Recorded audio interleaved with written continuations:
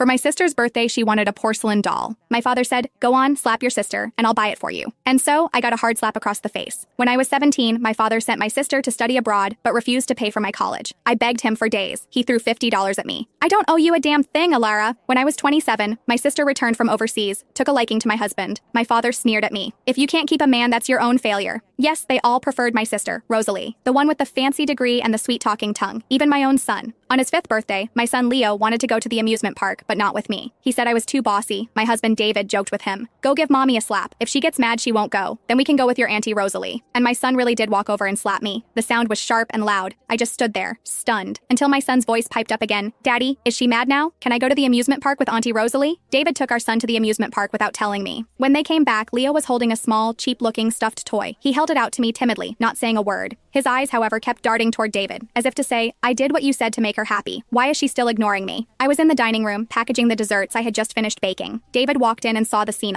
"Alara, are you really going to stay mad at your own son this long over a joke?" He ruffled Leo's hair. "He was thinking about you the whole time we were at the park today, and this is the look you give him." I glanced down at the crudely made, cheap toy in Leo's hands. On my phone, which was sitting on the table, was a message from my sister Rosalie, sent just before they'd walked in. "Are you seriously jealous of me over Leo again? Why have you always had to turn everything into a competition with me? Ever since we were kids." David took the toy from Leo and pushed it toward me. "Alara, don't be childish in front of him." I sealed the last bag of cookies and finally looked up at David. "I'm not angry." I took out a small cookie and offered it to Leo. "Help mommy taste test this, okay?" Leo looked at the rabbit-shaped cookie. "Mommy, you used to only make the little bear cookies I like." "Oh, I got tired of those. Wanted to try something new." I started for the door. David called after me. "Where are you going this late? I have some things to take care of." I put on my shoes, not bothering to give him the usual detailed report of my whereabouts. I just told Leo, "Remember to brush your teeth after your dessert." David texted me, "When are you coming home?" I pressed the button and the screen went dark. I looked at my best friend, who was sampling my latest creation. "So, what's the verdict?" Sadie took a delicate bite, her eyes widening in amazement. "Honey, I've been telling you for years we should open a dessert shop together. I am so